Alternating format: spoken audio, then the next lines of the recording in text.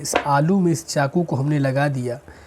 अब जो हमारा आटी है तो वो कैच करता है तो अपने हाथ को वो पीछे खींच लेता है।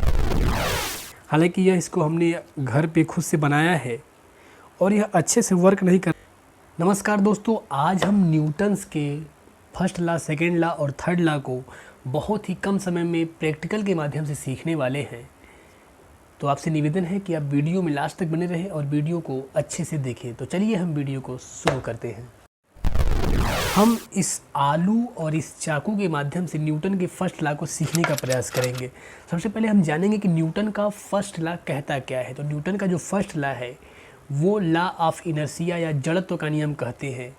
इसका मतलब है कि अगर कोई वस्तु स्थिर है तो वह स्थिर ही रहेगी और अगर वह गति कर रही है तो वह गति करती रहेगी।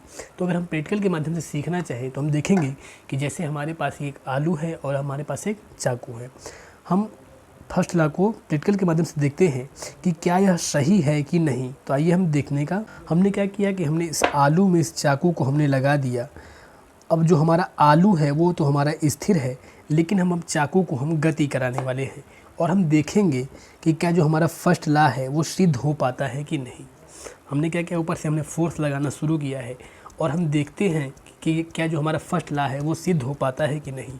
तो आप देखेंगे कि ये जो हमारा आलू था वो नीचे से ऊपर चला आया, यानी कि जो आलू है, जो फर्स्ट लॉ कहता है कि जो वस्तु स्थिर है वो तो स्थिर ही रहेगी, लेकिन जो गति कर रहा है वो गति ही करेगी। यानी जब हम इसमें चाकू को लगा रहे थे तो चाकू तो हमारा गति कर रहा था, लेकिन आलू हमारे स्थिर होने की वजह से वही पड़ा रहा और चाकू हमारा क्या हुआ, इसके एक सिरे से दूसरे सिरे पर निकल गया।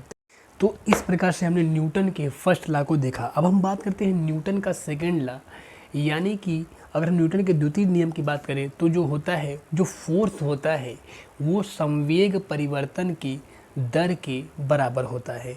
यानी कि अगर हम इसका एग्जाम्पल देखना चाहें तो जैसे आप देखते हैं कि फार्मूला इसका होता है F बराबर डेल्टा P अपॉन के डेल्टा T। यानी अगर हम समय के मान को बढ़ाते हैं तो जो हमारा बल है उसका मान कम हो जाता है। इसका एग्जाम्पल देखें तो जैसे आप देखते हैं कि जो क्रिकेटर होता है, अगर कोई बॉल उसकी तरफ आती है तो वो कैच करता है तो अपने हाथ को वो पीछे खींच लेता है। तो हाथ को पीछे खींचने का मतलब क्या कि वह जो जिस वेग से वो आ रहा है, जिस संवेग से आ रहा है, उसे कम करने के लिए वह टाइम का मान बढ़ा देता है। यानी वह जो उसे रोकता है, कैच करता है, तो उसका मान वह अपने टाइम को वह बढ़ाता है, जिससे उसके हाथ पर फोर्स कम लगता है और चोट लगने का जो डर है वो कम होता है। तो ये हमारा क्या है, न्यूटन का सेकेंड लॉ है। अगर एक एग्जांपल और हम देखना चाहें तो एक तरीके से आप समझ सकते हैं कि अगर कोई व्यक्ति है, अगर वो किसी ऊंचाई से अगर वह कूद रहा है, अगर वह एक प्लेन फर्श पर कूदेगा तो उसे चोट ज़्यादा लगेगी, बशर्ते कि अगर वह उसी ऊंचाई से किसी एक बालू पर कूदता है तो जो उसका उस पर फोर्स लगने वाला है वो क्या होगा, उसको कम लगेगा। यानी उसे चोट जो होगा वो कम लगेगा। ऐसा क्यों होता है, वही अगर वह बालू पर कूदता है तो बालू में क्या होगा, वह धंसेगा तो उससे क्या होगा, जो टाइम का मान है वो क्या हो जाएगा, इसका बढ़ जाता है और उस पर जो व्यक्ति पर बल है वो क्या होगा, कम लगेगा। तो ये हमारा था न्यूटन का दूसरा नियम। अब हम इस बैलून के माध्यम से न्यूटन के थर्ड लॉ को सीखने वाले हैं। तो सबसे पहले हम बता दें आपको कि न्यूटन का जो थर्ड लॉ है वो क्या कहता है। न्यूटन का थर्ड लॉ कहता है कि जो प्रत्येक क्रिया होती है उसकी विपरीत प्रतिक्रिया होती है। यानी every action has an equal and opposite reaction. यानी कि अगर कोई वस्तु है, आप उस पर बल लगाते हैं तो वो भी उसके विपरीत उतना ही मात्रा में बल लगाती है। तो इसके एग्जाम्पल के लिए हमने एक बैलून लिया है, हम इसके माध्यम से उसको सिद्ध करने वाले हैं। तो हमने इस बैलून को फूंक मार के इसमें हवा भर दी है और इससे हम न्यूटन के थर्ड लॉ को सीखने वाले हैं। तो हालांकि इसका प्रयोग आप सभी ने किया होगा कि अगर इसे हम छोड़ेंगे तो ये जो हवा होगी इसके पीछे निकलेगा और यह जितना मात्रा में इसका जो हवा निकलेगा उसके विपरीत इधर ही वह बल लगाएगा। इसका प्रयोग हम करके आपको दिखा सकते हैं। जैसा कि आप देख रहे हैं क्या कि इसका जो हवा है वो इसके पीछे निकला और उसका क्या किया, जितनी मात्रा में वो हवा निकला है उतने ही इसके विपरीत वह बल लगाया है।